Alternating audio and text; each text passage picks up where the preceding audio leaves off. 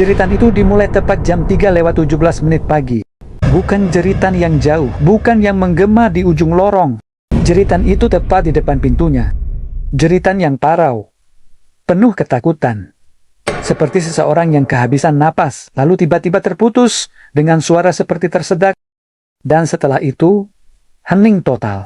Apa kabar semuanya? Selamat datang kembali di channel ini. Sebelum kita masuk ke cerita malam ini, kalau kalian suka kisah-kisah horor nyata seperti ini, jangan lupa untuk like, comment, share, dan subscribe kalau kalian belum subscribe. Dukungan kalian sangat membantu channel ini untuk terus berkembang. Dan ingat, cerita ini dikirimkan kepada kami oleh salah satu subscriber kami. Kalau kalian juga punya pengalaman menyeramkan yang ingin kami bagikan kepada penonton lainnya, silakan kirimkan ke email kami, dan kami akan segera menghubungi kalian. Sekarang, mari kita mulai. Cerita ini terjadi di pusat kota Los Angeles.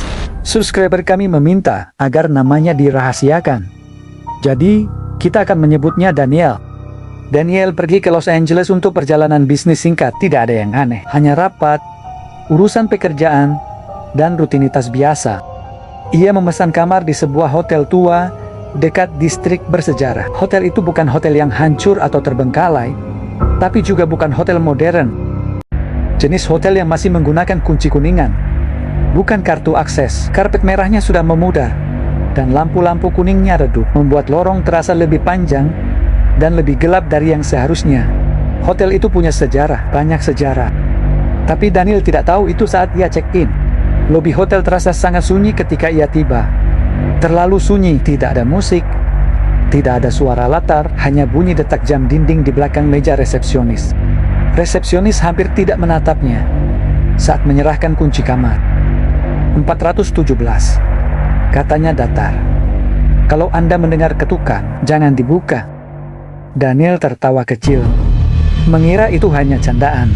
Resepsionis itu tidak tersenyum. Perjalanan lift menuju lantai 4 terasa lebih lama dari biasanya. Lampu lift berkedip sekali, lalu 2 kali. Ketika pintu terbuka, lorong panjang dan sempit terbentang di depannya. Dindingnya terasa seperti sedikit miring ke dalam, membuat suasana semakin tidak nyaman. Kamar 417 berada di paling ujung. Ia berjalan melewati kamar 401, 403, 405. Semua pintu terlihat sama, kecuali ke 417. Cat di sekitar kusennya tampak lebih gelap, seperti bernoda. Di dalam kamar itu terlihat normal. Perabotan tua, cermin di atas meja rias, jendela yang menghadap lampu-lampu kota Los Angeles. Suara lalu lintas terdengar samar dari bawah. Daniel mencoba mengabaikan perasaan tidak enak yang mulai menjalar di punggungnya. Ia mengunci pintu. Pukul jam 2:46 pagi ia terbangun tanpa alasan, tanpa suara, hanya perasaan kuat bahwa ada seseorang berdiri di samping tempat tidurnya. Ia tetap memejamkan mata. Insting alami saat kita merasa ada sesuatu, tapi terlalu takut untuk memastikan. Lalu ia mendengar suara napas pelan, basah, tepat di sampingnya. Ia membuka mata dengan cepat. Tidak ada siapa-siapa. Kamar itu kosong. Ia duduk. Jantungnya berdegup kencang. Lalu menyalakan lampu. Lampu itu berkedip sebelum akhirnya menyala stabil. Ia memeriksa kamar. Lemari tertutup. Pintu kamar mandi sedikit terbuka, bayangan bergerak di dinding. Lalu, ia melihat cermin. Cermin di atas meja rias itu berembun dari dalam, seolah-olah seseorang baru saja mengembuskan napas ke permukaannya. Dan di atas embun itu tertulis 4 kata. "Kenapa kamu tinggal?" Daniel tidak bergerak selama hampir 1 menit. Kemudian terdengar ketukan. 3 ketukan pelan. Dari dalam lemari, ia meraih ponselnya. Bingung harus menelepon resepsionis atau polisi. Tapi sebelum ia sempat memutuskan, ketukan itu berhenti. Hening lagi. Lalu jeritan itu terdengar pada jam 3:17 pagi. Tepat di luar pintunya. Ia berlari ke pintu dan mengintip melalui lubang kecil. Lorong kosong. Lampu kembali berkedip.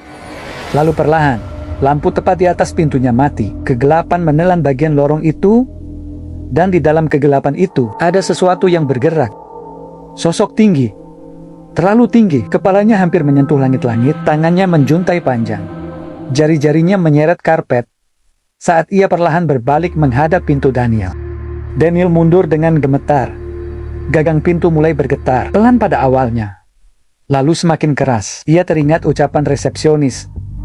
Kalau Anda mendengar ketukan, jangan dibuka. Getaran itu berhenti. Lalu terdengar bisikan dari balik pintu. Kami tahu kamu bangun. Daniel menelepon resepsionis. Tidak ada jawaban. Ia mencoba lagi. Tetap tidak ada. Tiba-tiba listrik padam. Gelap total. Hanya cahaya dari layar ponselnya yang menerangi kamar. Lalu ia mendengar napas itu lagi. Tapi kali ini bukan di dekat tempat tidur, melainkan di belakangnya. Dari arah cermin, ia perlahan berbalik, mengarahkan senter ponselnya.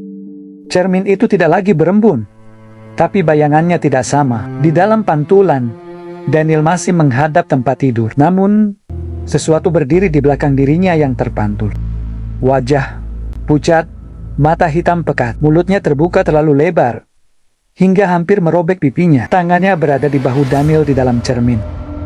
Tapi, Daniel tidak merasakan apapun di dunia nyata. Daniel di dalam cermin, perlahan memiringkan kepala. Daniel yang asli, tidak bergerak.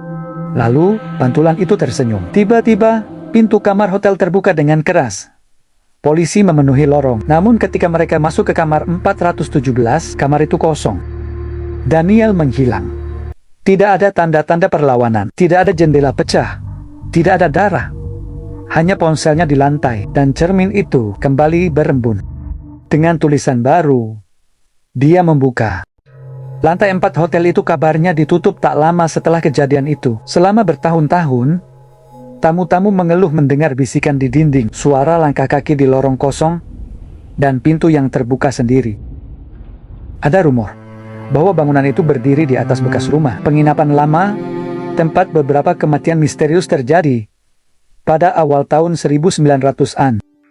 Ada juga yang percaya bahwa sesuatu yang jauh lebih tua menghuni tempat itu, sesuatu yang memakan perhatian dan pengakuan.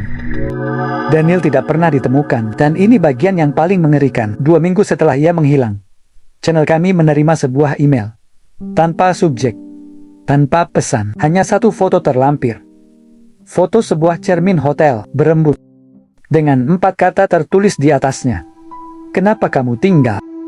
Metadata foto itu menunjukkan diambil pada jam 3:17 pagi di Los Angeles. Kami mencoba membalas email itu. Alamatnya sudah tidak ada. Kalau cerita ini membuat kalian merinding, jangan lupa like, komen, dan share ke teman kalian yang suka cerita horor. Dan sekali lagi, cerita ini dikirimkan oleh salah satu subscriber kami. Kalau kalian punya pengalaman menyeramkan yang ingin kami ceritakan di channel ini, kirimkan ke email kami dan mungkin akan kami tampilkan di video berikutnya. Terima kasih banyak sudah menonton. Tetap waspada, tetap berhati-hati, dan sampai jumpa di video selanjutnya.